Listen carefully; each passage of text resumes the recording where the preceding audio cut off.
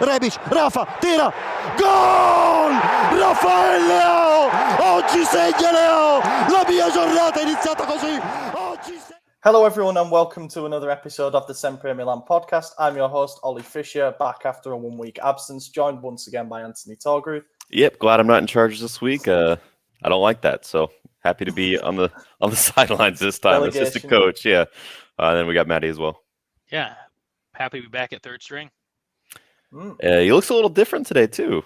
Yeah, if anyone hasn't noticed, he's got a giant caterpillar. I mean, what a start to Movember that is. I don't know if you guys have Movember in America. We do. I was going to say, I don't know if you have it. I'm pretty sure we started that. I mean, oh, right, yeah. So there you go. But yeah, that is fantastic. Yeah. Are you participating too, Ollie, or you just don't grow facial hair? Is that what it is? No, yeah, I'll probably leave it. I did it 2 years ago and it looked terrible. As you can would you imagine. rather have facial hair or hair on top of your head? So, you know. Facial hair. Yeah, I mean, yeah. I wouldn't mind swapping for the day, just seeing how it goes down. I was looking at old pictures and like just watching the progression of how thin my hair got over the years and like not realizing it at the time, but yeah, it was getting real bad. I feel like in the past year, you've changed. Yeah. The stress of Milan being good, Honestly, which we should probably talk about actually, given that is the subject of our podcast. Yeah, we've got a busy one. We've got 2 games to recap, 2 games to preview. So, you know, that's the kind of place we're at the moment. We're in the middle of a nearer the end now of a stretch of 8 games in 22 days. And I think it would be fair to say that we're starting to see some of the signs of that. But yeah, the 2 games that we've got to recap were 2 wins, which is always brilliant. We end every episode by saying, let's hope that we're recapping 2 wins, and we get to do that this time.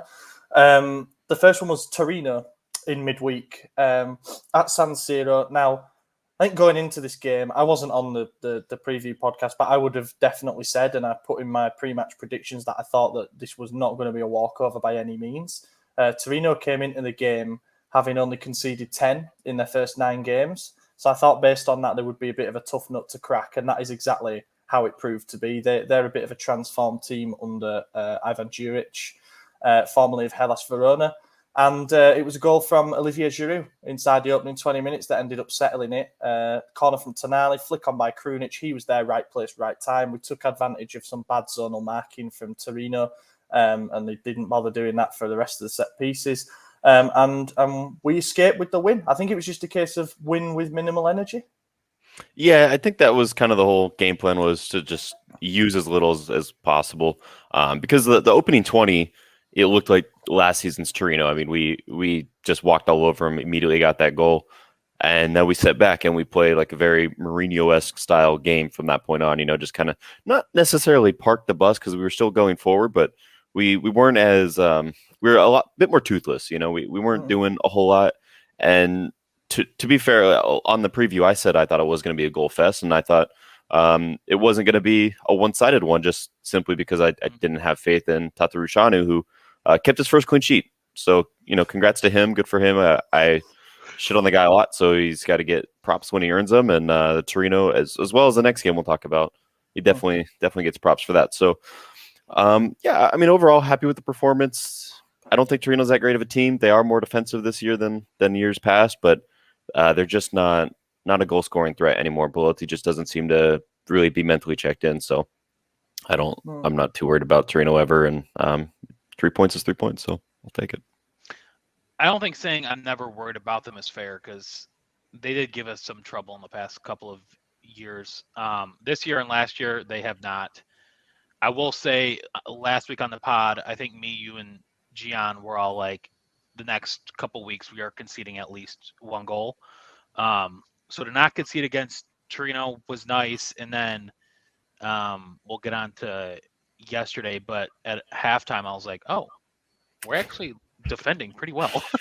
Yeah, man. I was like thinking I was going to come onto this podcast and have to eat my words. Right. And, you know, Tata would keep 2 clean sheets against Roma, one of the more attacking sides that I just absolutely thought was going to destroy us. I mean, they had the most chances created in Serie A going into that game. And I think they still technically created like 20 or something, because it was just throwing crosses and balls into the box. But Mourinho hadn't lost in 42. Yeah, it was his first ever Serie A home defeat. You know. Yeah. I don't know. Are we just jumping straight to Roma then, or are we anything? No, sorry, got a couple more talking Okay, points. But we'll come on to it. Because I had a rant, so yeah. I mean, come on, it wouldn't be me as host if I didn't drag it out a little bit more. No, one thing I did want to mention, just so we don't gloss over it, Giroud got his third Serie A goal in his fifth game. No, got that wrong. Fourth in six. Ypres 3 and 5. Giroud 4 and 6. And they've all come at home. They've all come at San Siro. He has the brace against Hellas Verona. And obviously he scored the goal that sparked the comeback against. I've messed up somewhere in there. He scored the goal that sparked the comeback against Verona. He got the brace against Cagliari. Yeah, that was it. And then he scored the winner against Torino. So that's good. Seems to like playing at home. And I think it'd be fair to say we haven't seen the best from Giroud yet. You know, overall his hold-up play hasn't looked good. He's looked not in shape, but he's still finding a way to be in the right place at the right time. And I think that's important for his confidence. I think that's kind of always been his style, though. You know, after the transfer was announced, I talked to a lot of Chelsea fans about it, and they all said, like, you might underrate him a little bit, but he's always going to come good. Like, I think last season he was kind of who they relied on the most, even though they wanted Timo to be the top guy. It seemed like Giroud was the one coming through big on it anyway. So, yeah, I was excited to have him. Everyone likes the guy, and he's done well. He said 4 and 5 or 4 and 6. And it's nice to see, the curse of the 9 kind of getting broken here. You know, we still got 27 games to see if that holds true, but that as well as the fact that we're not losing at home anymore. Last season, our home record was abysmal, and this year I think it's perfect, isn't it? Was the year the game was away, right? Yeah. Well, so we've only apart from we're perfect everywhere because we haven't lost. But I was going to say that I'm going to eat my words for all of our strikers this season because I talk shit about every single one of them before the season starts. I was not excited about Giroud at all, but he's proven me wrong every chance he gets. So, and that's my favorite thing is when Maddie's wrong. I think he can only you get that quite a lot. Yeah, I mean it's not. I'm always happy. It's not a rare occurrence. I personally think that we haven't seen the best from Giroud yet. I think he's still getting used to the system, and also this might be a bit of a a vague thing to say. But I guess with him being like 35 and with him not having had loads and loads of game time last season, he just needs to find that rhythm. And then when he had COVID, that will have knocked him back, not just 2 weeks. We know it knocks players back a month, basically, because they have 2 weeks away from training and then they can't just come straight back in and find those same levels again. The good news is that he's scoring still. And that's the big thing. Obviously, he's got rid of lower back pain as well. So that was good to see. From Giroud to one guy that we've been repeatedly linked with in the last week, and he was actually up against Giroud. We had the job of keeping him quiet. Was Bremer, centre-back for Torino, 24-year-old Brazilian. Sounds like he might be the guy we go for if Romagnoli does leave on a free transfer at the end of the season, would be available at a reasonable price. I was really impressed with him. Now, I had this preconception that he was more of an athletic defender than a physical one. But I actually think he held up really well in the physical battle with Giroud, who is not an easy customer. You know, I thought it was a good battle between those two, and you could argue that because it wasn't his man for the goal, you could argue we got the better of him in open play. Don't know what you lads thought. I thought it was pretty good.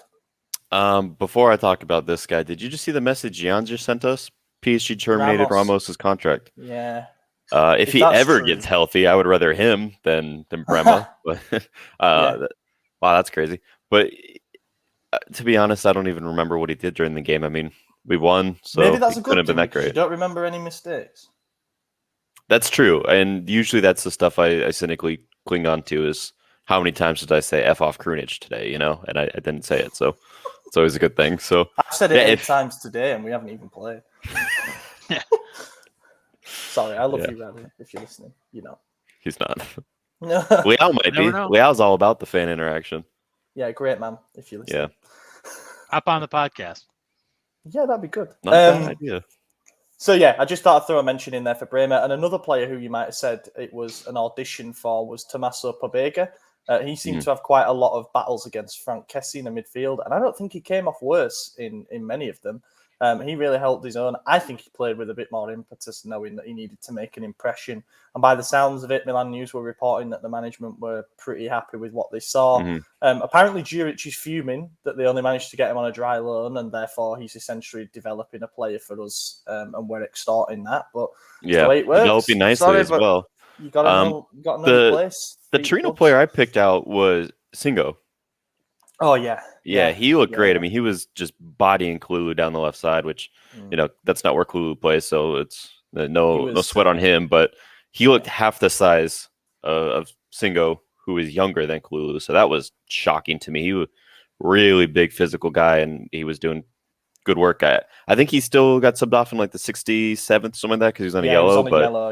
Yeah, but he was definitely giving us the most trouble, I think. And once he came off, it was kind of not much else after that. I mean, you could just see once again after we saw he came on at left back against Porto. Kalulu should not be playing there, unfortunately. No. I think some fullbacks can adapt. Like Dalot's played both flanks before, so we knew that he'd have Calabria as well. He does great. Calabria, but the body shape for Kalulu was like all wrong. He just wasn't there, and he was getting burst past. And essentially, it forced us into that sub. To take him off before he got sent off, because I think he would have done. But yeah, Singo's size, his speed, his physicality was really impressive. Just the end product lacking on a couple of occasions. But let's say that we see Kalulu as more of a centre-back, or we consider loaning him out or something. There's a player that might be worth taking a look at. I thought he was good. There were two instances where I remember Kalulu getting the better of him, and one of them was when he got a yellow card, so it obviously wasn't really the better, but yeah. Only times I can think of him stopping him. And the other one who you might say it was an audition for was Andrea Bellotti. And he wasn't expected to start because he's just come back from an injury, but he did start. And he didn't look 100% to me. He had that one half chance where he made a run in behind and Linetti found him. But Chies sliding block kind of put him off. He scuffed the shot a little bit. Interesting that he got jeered by the fans during the warm-ups and when he was subbed off. I mean, I think it was just because he's chosen not to renew his contract, and that's been made official essentially. They're probably hurt by it. It's an interesting one though, because it's like, what if he doesn't play? We jeered him. Our fans jeered him, repeatedly, which I don't get, to be honest. Unless we've seen that situation and we think that's a bad thing for you to do, as a player. We've had players do it to us, so we're gonna just let you know that that's not all right. But he's well within his rights. Bellotti. Oh, okay. So, I mean, he's well within his rights to move on. We know Torino have achieved one top half finish since he's been there. It's about and I think that's the difference from from doing it at Torino to doing it with Donnarumma. Yeah, but I just found it a bit of a weird one. And he didn't have a particularly great game, but I wouldn't judge him off that. We still know what his goal scoring record is. I still think we'll sign him on a free transfer at the end of the year and probably aim for someone else who costs a bit of money. But we'll see how that one develops. And tops and flops, and then we can move on. Top for me was Tomori. I think we had Tonali as ours in the player ratings. He was pretty good in midfield, but I thought Tomori was outstanding and had a massive hand in keeping the clean sheet. I'm going to take the easy answer and say Giroud. Got the goal. Yeah, I don't remember the game. Yeah, I mean, it's so hard when there's multiple in a week like that. Very uneventful. And when it's the previous game as well, it doesn't help. It wasn't exactly packed full of incidents. But yeah, I guess. And then the flop, well, this is a tough one. I'm going to have to say Krunic for this one.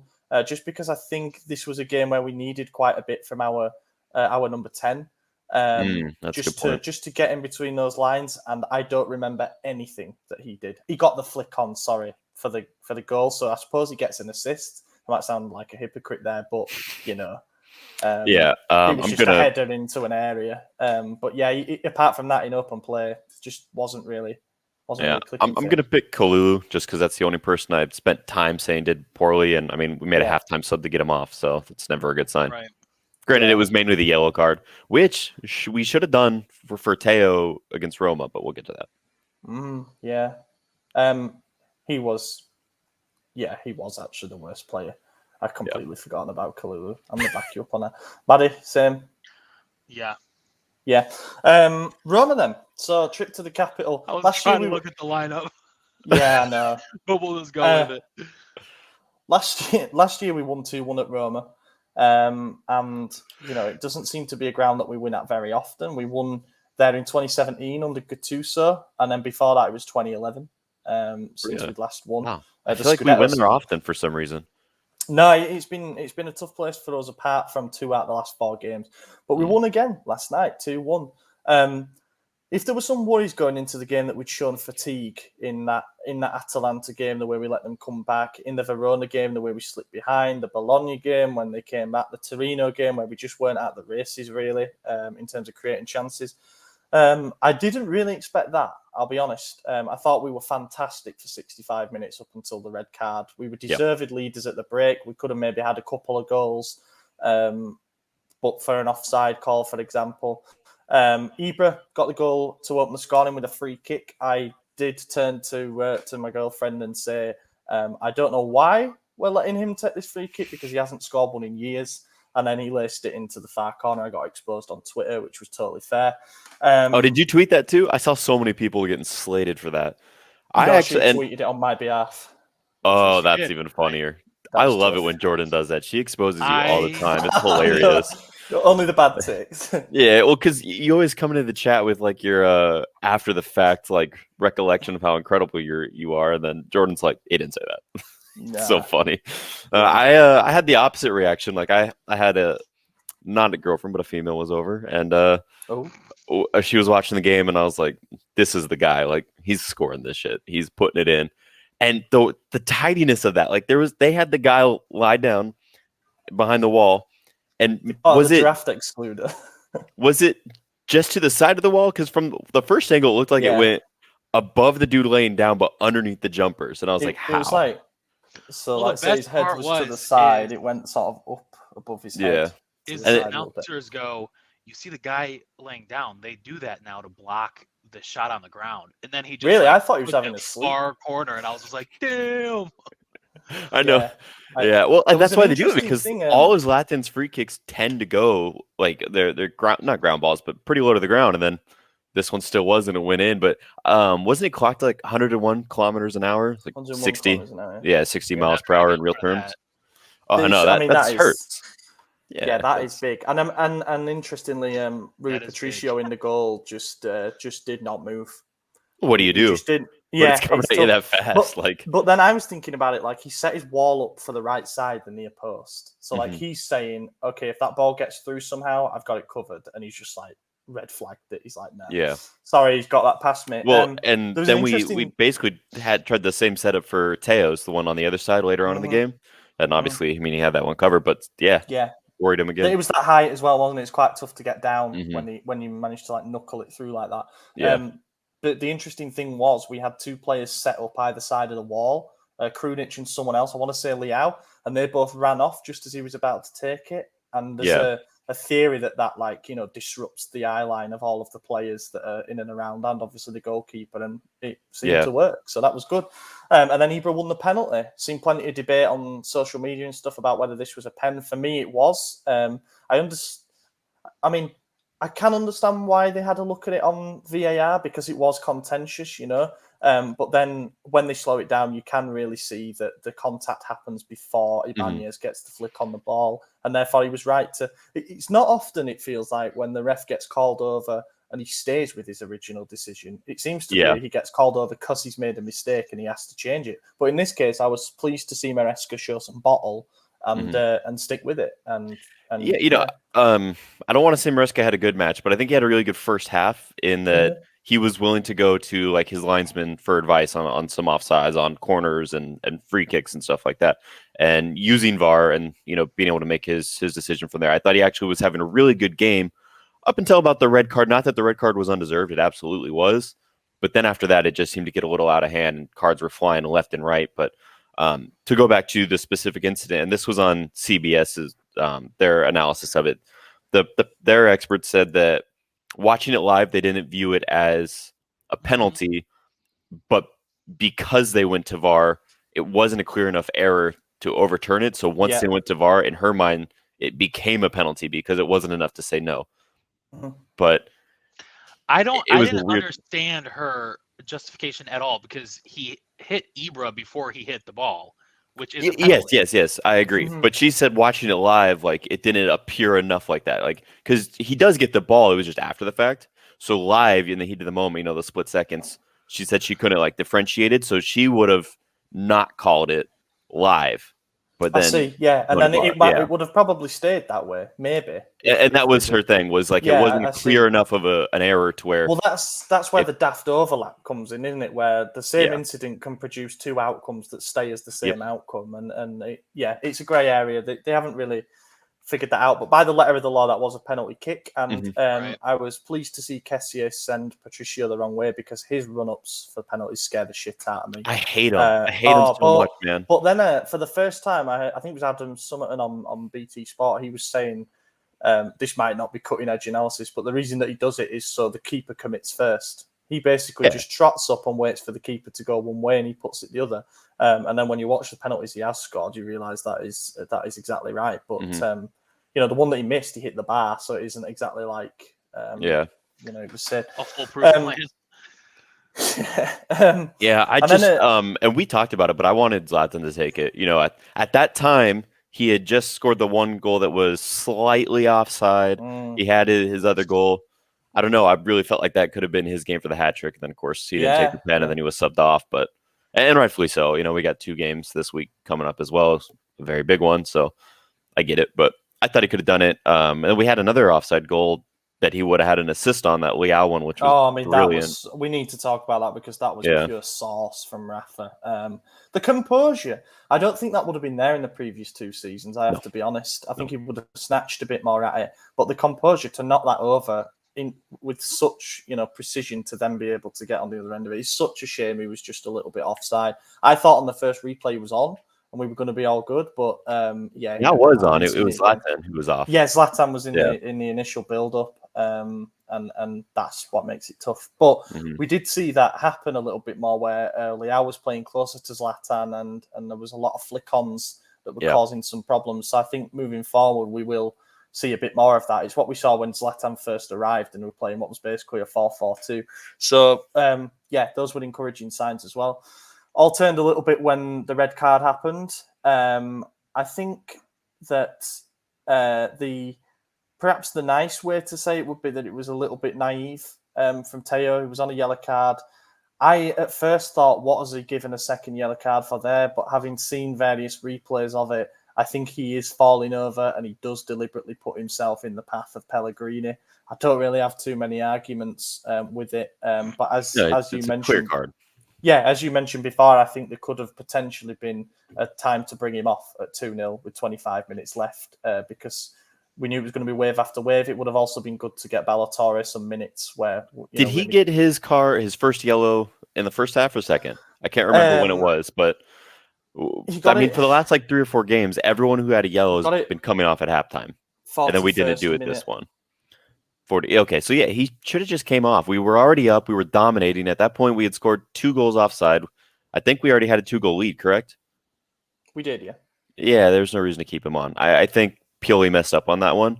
I get wanting him to play the full 90. I mean, Ballatore is not the most secure of a backup, so I get the idea behind it, but knowing that the derby was next, you just shouldn't chance it, especially with how heated Teo gets with the referees always. I mean, he's always kind of barking back, even when calls go in his favor, I think one of the Matteo, the commentator, had even said, convincing the officials that he was fouled, because he just gives that look. He's always like, what's going on, Yeah. And eventually refs are going to get fed up with that. And that's of course, what we saw. And then to commit a foul like that, when there's no excusable way to explain what you're doing. I mean, you're just putting your body in front of them. You're essentially just trying to stop the opportunity, which is obviously, exactly. You're just making it difficult. And I mean, he was already on a yellow, so it was going to be red no matter what. But it looked like it could have been almost a straight red because of how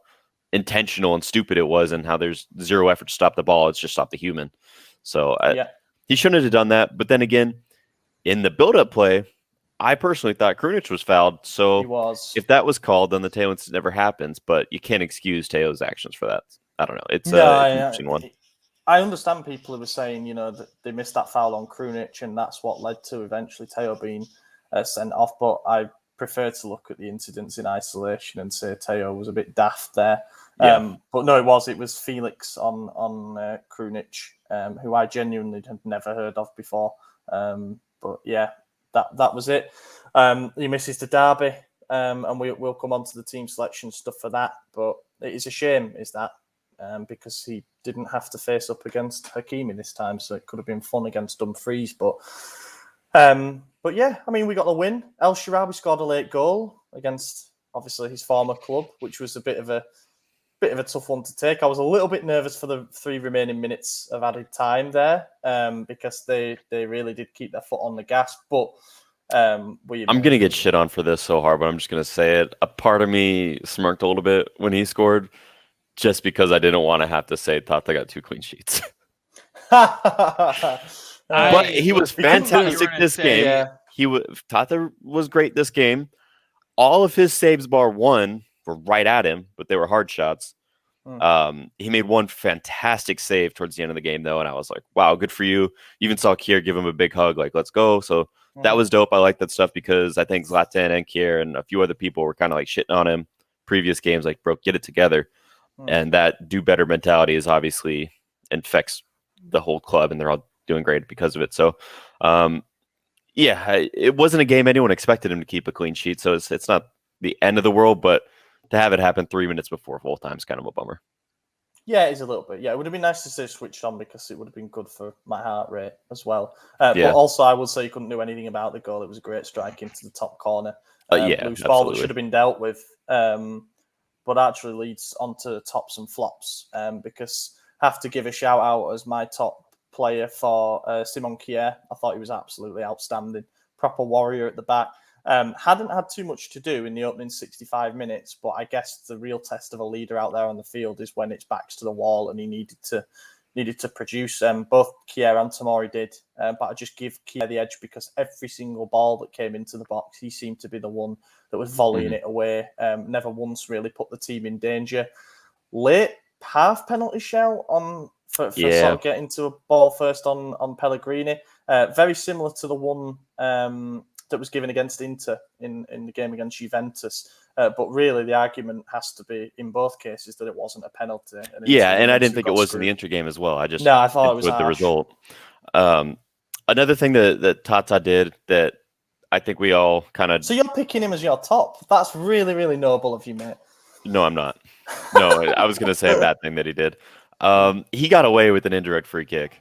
He absolutely pulled one over the ref there because it was a back pass from, I believe it was Ballatore, right? Or Tomori or Ballatore, or I don't know. It was Tomori. He sort of, I think it was Tomori anyway. He sort of stabbed it back towards, but and it was between the defender's legs or the attackers, whatever. So, and he knew it was a back pass because it went to his foot at first, and he was dribbling with it. But then as soon as they got close, he just picked it up, and everyone was a little fired up. But Maresca didn't call anything, and I was like, "That's an indirect free kick, 100%." So he got lucky on that one. I mean, I know it's hypothetical, but I don't think they'd have scored from that because of where it was. Like, it was close, but you need those to be like front and center of the goal. So from a narrow angle, it's always going to be tough to score there. But yeah, you're right. I'd forgotten about that. So yeah, Kier's my man of the match. And that's a good shout because I think he probably prevented like 6 goals, maybe. I mean, that's obviously an exaggeration, but he was saving a lot. I'm gonna go Zlatan. He balled out for an hour. Like, he could have had 3 goals, 2 goals and assists. No, 3, yeah.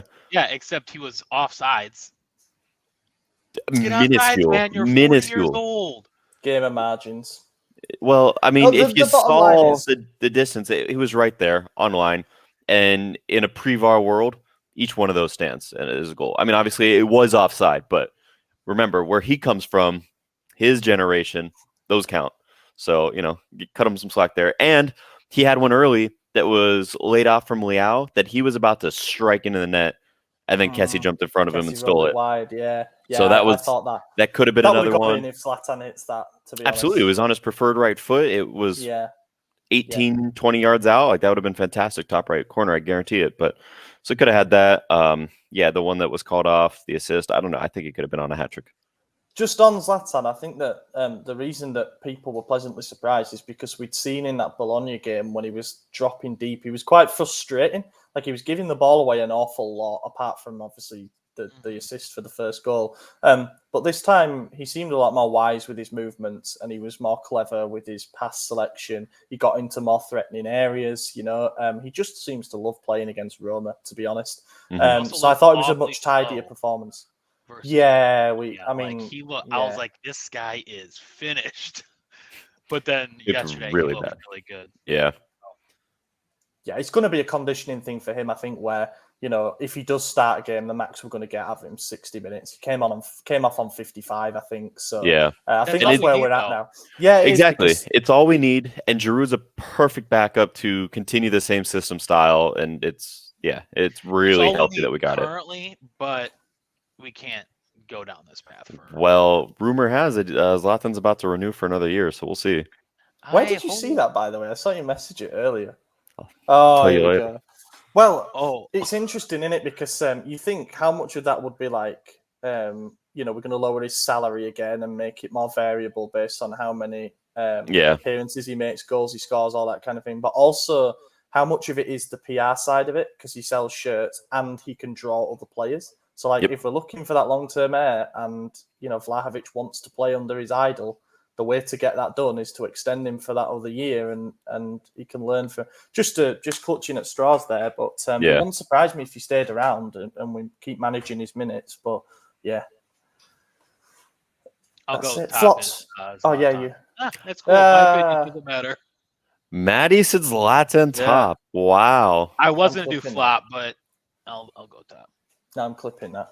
And then flop. Ooh, this is a tough one. I don't think it is. I don't think it is either. It's got to be Teo, isn't it? Yeah. All the papers said that, but you got a red card. I just think, no, you're right. It is him. I would have rather he got a red card by tackling someone than jumping in front of them. Exactly. Like, if it was one where you could have been like, that's a harsh call, then whatever. But this one was just like, bro, what are you doing? That was so stupid.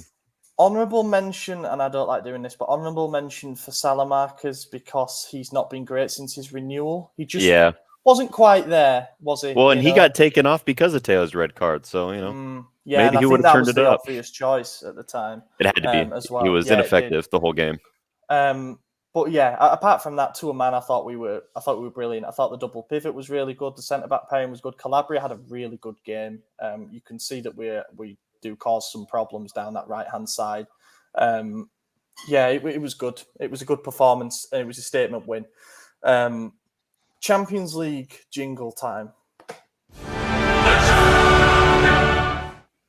So this is it, boys. Do or die. Porto at home on Wednesday night. We actually got a question, which I'll read out now because it's a good precursor.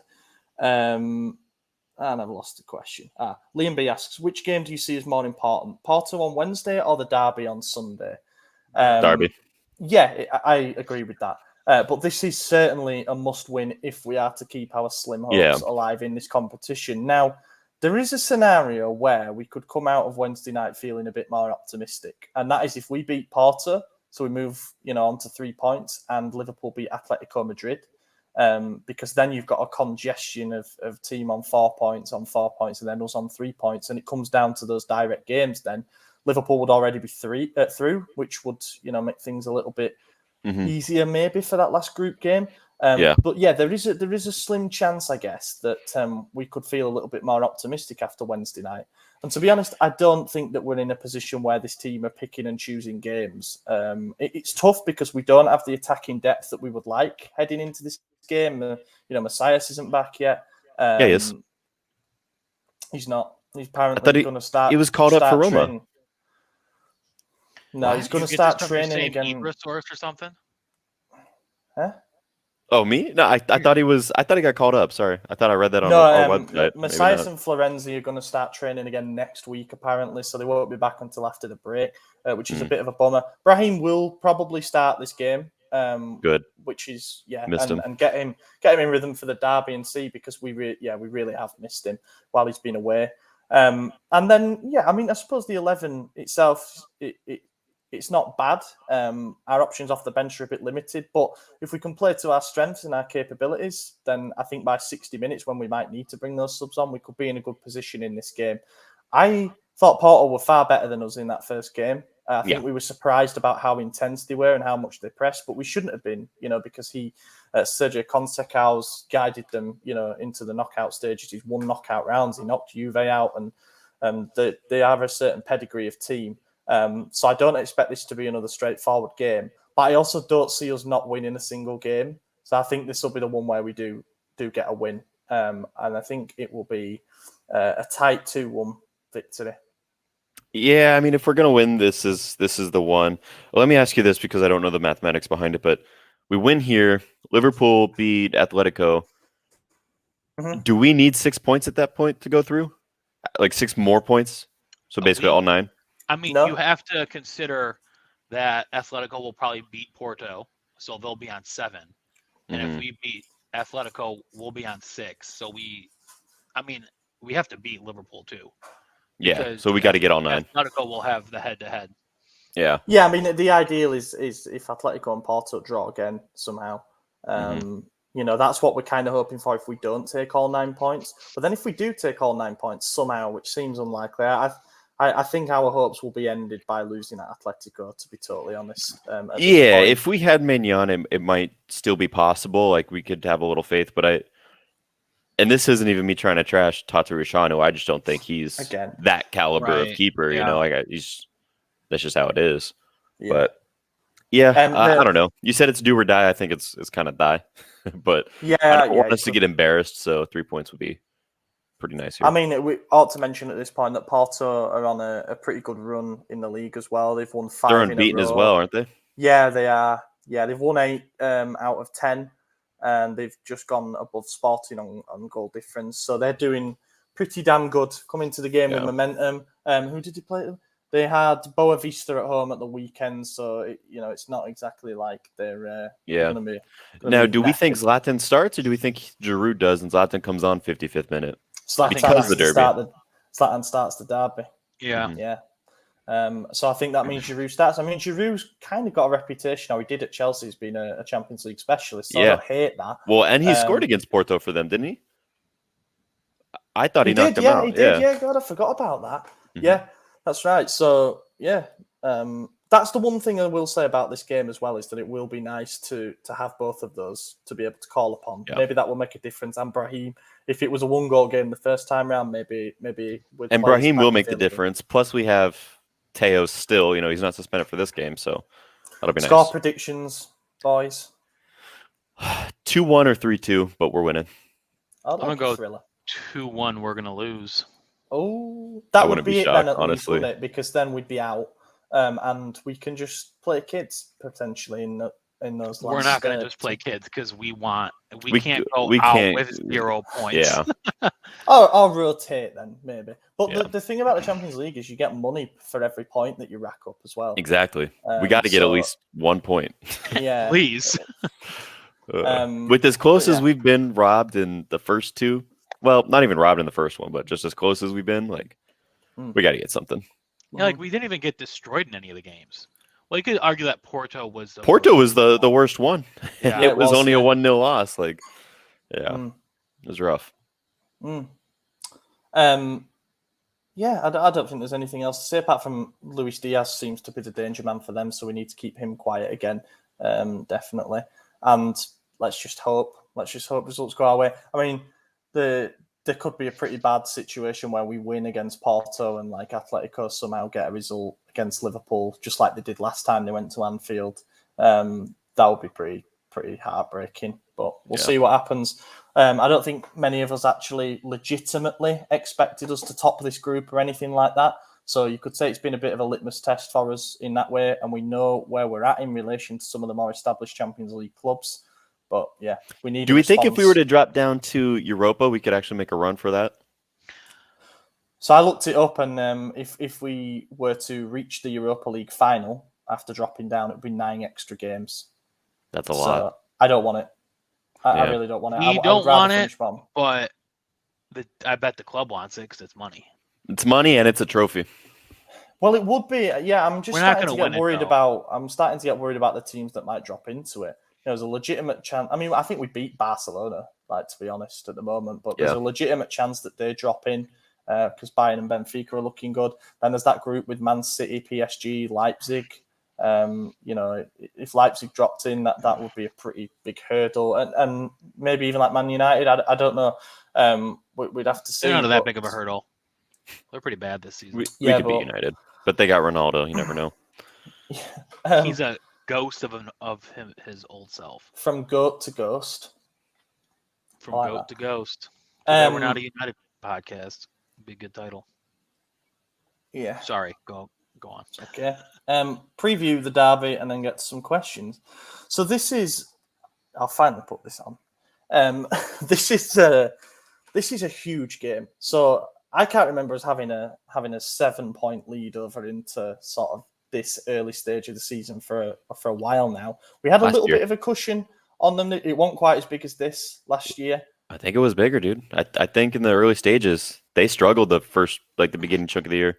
It wasn't until they dropped out of Champions League that they went off. Oh, I don't know how to look it up.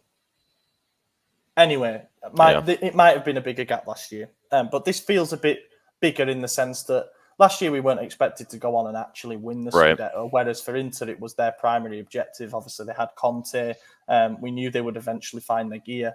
This time around, it feels like a win could put some definitive breathing space between the two teams. I mean, 10 points would be massive. We're already 16 clear of Juve, which is like an over 5-game gap. In points terms, that is huge. We're 12 points off 5th already. So if our objective is just Champions League football again next season, we're already looking pretty good on that front. But yeah, this is massive. I have to be honest, I've been pretty impressed with what I've seen from Inter so far this season, because I think a bigger drop-off might have been expected than what we have actually seen. They hired a good manager in terms of taking over from the 3-5-2 that brought them a lot of success last season. They've still got a good defence. We know that with Skriniar, De Vrij and Bastoni. That's a pretty good back three. Dumfries he's not Hakimi, is he? But the midfield's pretty much still in place, apart from, you could say, Çalhanoğlu has been a bit of a downgrade for them when he's been in the 11. Sensi struggled with injuries, Vidal the same. He's got a tune out of Perisic playing left wing back, which I didn't think was possible.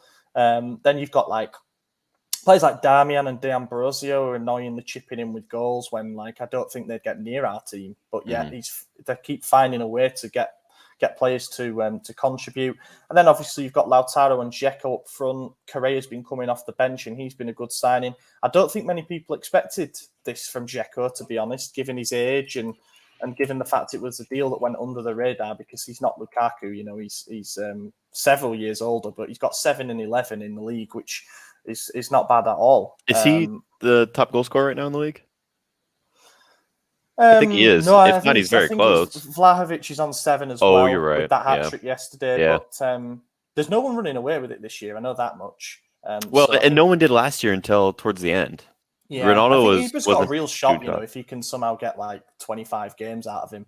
Because you forget he scored 15 in 18 last year. Yeah. So, he was on pace for he was 30, a brace a game for the first 7 games of the season. Yeah, he loved his braces.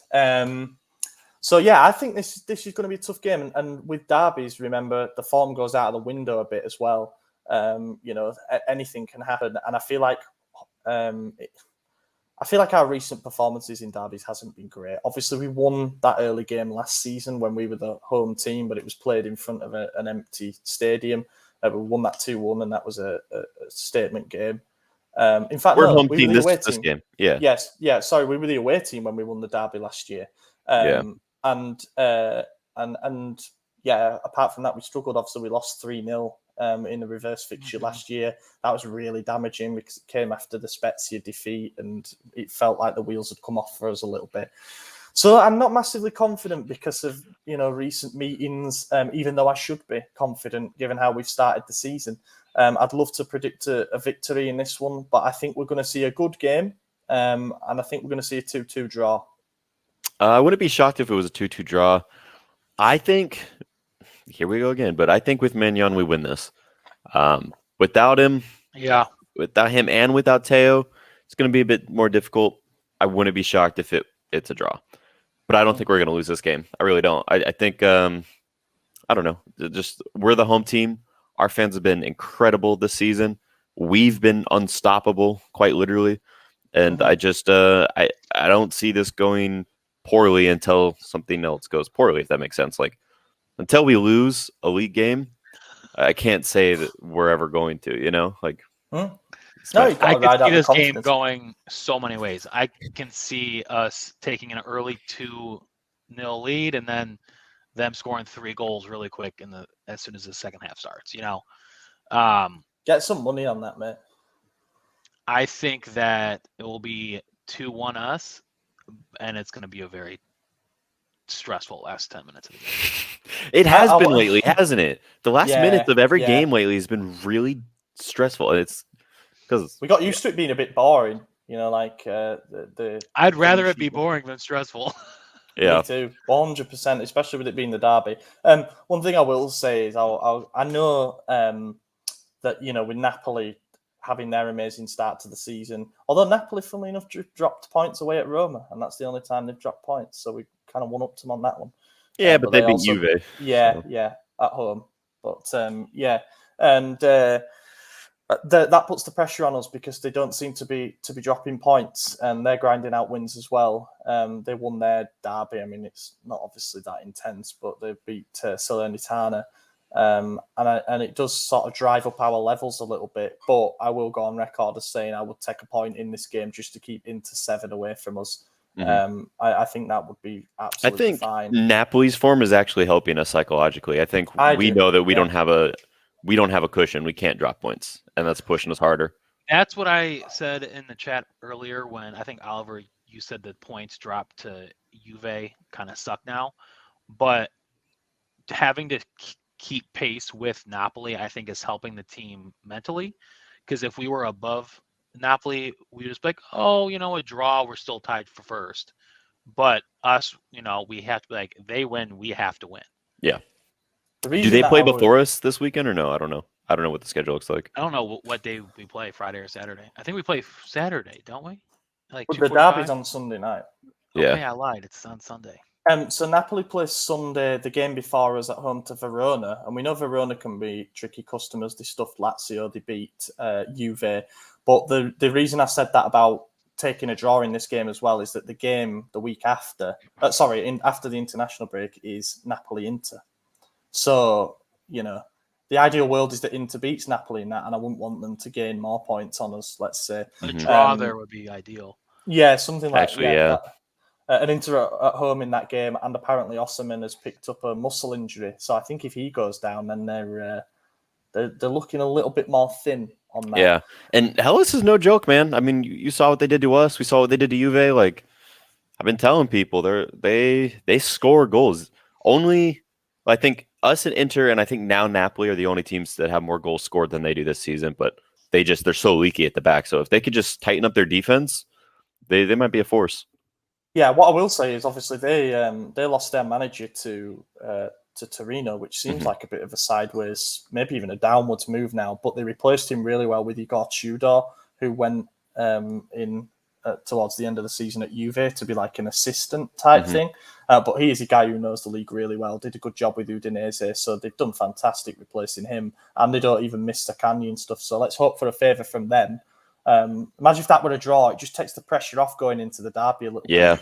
That would be nice. The players, I think, would have a bit more swagger about them if something were to happen there. But if not, then, it's a real test of our mettle. I'm really looking forward to it. I think it's, one of the biggest derbies for us in years. I'm excited and I'm nervous. It's because I just expected us to lose the last one. The 3-0 that we lost because we were struggling a bit with injuries and our form had slipped a bit and they were just on a roll. And I just knew that was a big, big game. And I just knew we were losing it going into it. I actually predicted on the pod we'd lose 3-0 and it happened. This time, I would take the point. We'll see. Let's quickly do some questions then and wrap it up. Jake, that Milan fan, do you think Colombo is currently better than Pellegrini? I will say, he's doing really well in Serie B. Should be mentioned. I think he's on 5 goals in 9 games now or something. So he's looking pretty good. Also, I think he's doing a good job as a sole centre forward, and that's how we play with our system. And we knew the physical attributes were there. I mean, at 18, he's like 6'4" and he's built. So I think he's only going to develop in that sense. Pellegri's just injured all the time, and maybe we should have seen that coming with his record at Monaco. But he's now missed another game because of. He had inflammation and now he's got like an ankle problem or something. So I don't think he would get any minutes either, though, to be honest with you. And I think that's the whole reason Colombo's on loan, because we want Colombo to develop like we're doing with Pobega, but neither of them get a shot in our lineup right now. Do you think, though, that I mean, he didn't ask this, but as an aside question, do you think it might be worth considering just having him around over signing like Belotti on a free and just say we'll develop our own guy? No, because I think we're doing the right thing right now. We're trying to win and develop at the same time, and you can't do that in the same 11. You develop your players at the mid to lower tier teams, and you win with your stars, and that's what we're doing. That's why Giroud and Zlatan are always going to play over Pellegrini. Like Pellegri's there to fill a spot on the roster, nothing else. And we can't let Colombo go to waste like that. He needs to be growing because he's our player. I think the obvious solution is to loan him out to a Serie A club next season. Just keep that step up process going like we've done with Pobega, and now Pobega's a little bit older, and we might now be looking at a position where he's ready next season. He might enter our rotation next season. But Colombo don't fix what isn't broken. He's getting minutes, he's getting confidence, he's getting goals. So let's keep that going. I hope his form continues. Baresi the Goat asks, will Julian Alvarez come in January, or will he be a summer signing? As an aside for this, I've done a feature, like an interview with a River Plate fan on the website, which you can find in the feature section. Bit of an insight into how he is. A lot of sources now saying that we're serious about signing him, both in Argentina and in Italy. He's doing really well for River Plate. He's scoring hat tricks. He's ready for the big stage. You can tell because he scored 2 goals to win the Super Classico against Boca, which for a kid 21 is it's a huge game there. The eyes of the whole country are on it. And then we had a scout in attendance when he scored a hat trick against San Lorenzo. I think it would be a good signing, to be totally honest with you. Fits our philosophy. Young, shouldn't be too high cost, low wages, and can develop. It's just how quick an impact that we would get from him. I don't know what you lads think. Yeah, I spoke to an Argentinian the other day about him, who's a big River Plate fan, and they had obviously nothing but great things to say. As far as if the deal's going to be done in January or summer, I don't know. I would like it to be January, but I think the move might make the most sense to go for summer. I think that he's going to be a good signing. So he's been doing good. So that's all I know about him. I don't watch him. I just know what, and I don't even know where you would watch the Argentinian League right now. Actually, I think it is on Paramount. Is it? I thought it was on ESPN. No, it's not on ESPN. I don't really know, to be honest with you. I know that we have access to it. Yeah, I know we can watch it. I just know I haven't, and I probably won't, to be honest with you. But yeah, heard good things, and I hope he comes. I think it'll be helpful. Brahim needs someone as a backup. Yeah. I should mention as well that his contract expires because their season runs differently to ours. Right. His contract expires December 2022, so we'll probably get him in a cut price deal if he does come. His release cost is 25 mil, but I think he'd be available. Yeah, and I think 18 to 20 might be. He's not renewing. He's ready for the jump. He's already an Argentine international. We should say that, which getting into that group of forwards is not exactly easy. No. I think that would be an exciting signing. Do we know who else is going after him? Besides probably every club? Bayer Leverkusen are one of the teams that are mentioned, and you might think, well, is that the level of player we should be going after? Bayer Leverkusen do not miss when it comes to recruitment. Some of the players that they've brought over there. There's a new guy at the moment, Florian Wirtz, who looks amazing. Obviously, they're Leon Bailey. They're pretty good when it comes. A lot of the German clubs are. They're just very efficient when it comes to recruitment. So I think that we should treat that as a sign that maybe he is the right guy. Leipzig will obviously beat us to him. That's just how these things end. Baccialo asks, can Balotore be trusted against Inter following Teo's suspension? And there was a follow-up comment to that saying, my gut reaction is to play Kalulu at left-back against Inter, from John Simile. Kalulu at left-back, no. I don't want it. I would rather play Ballatore. I thought he had his best game yet against Bologna, Ballatore. And I think that, playing a right back out of position to try and stop Inter, who score goals, is not the way to do it. So yeah, if you look at what side of the field each team attacks on, the worst team in Serie A, or I shouldn't say the worst, but the team that does it the least in Serie A is Inter. They don't attack down the right flank that much this season. I think like 12% of their attacks have been created on that side. So good stat. It's a fantastic stat. Bidair probably posted. I don't know. I saw it on Twitter today, and I was like, oh, nice.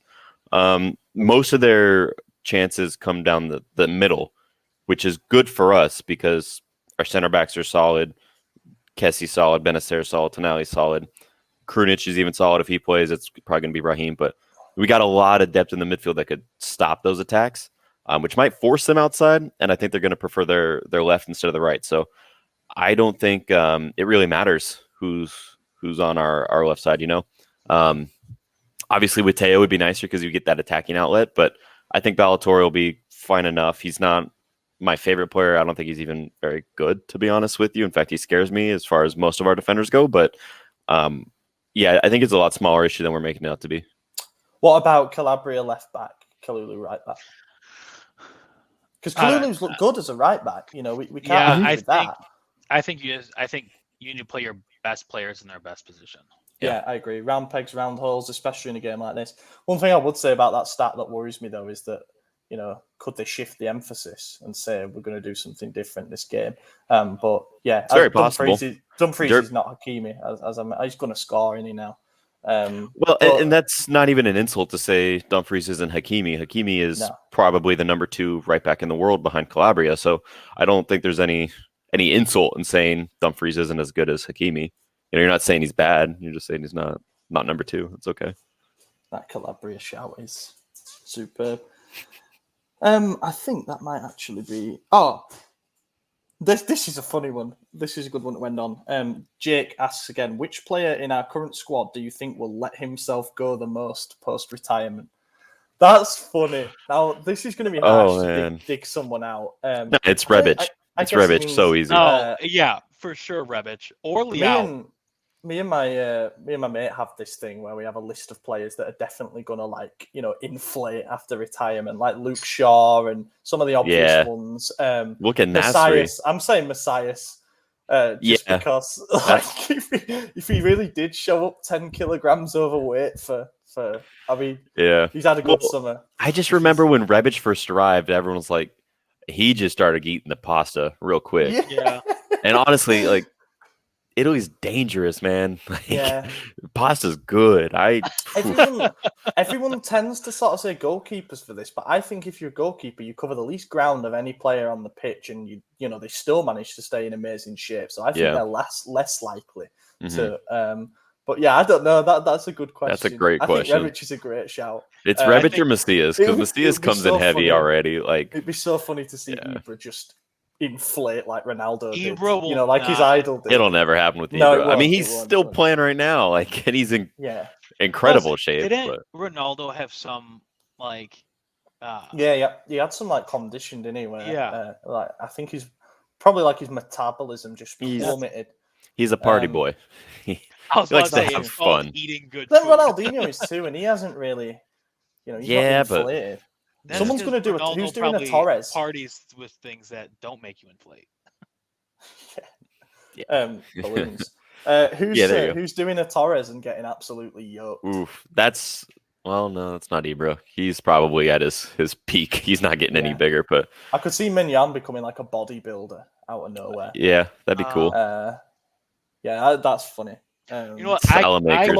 I could see shredded. Teo. Colombo's big. Teo. I could see Teo, but I could see him exploding, I could see Teo getting chunky too, especially as a dad. He's kind of whatever. As a dad, that's in a year. We're in trouble if he inflates in a year.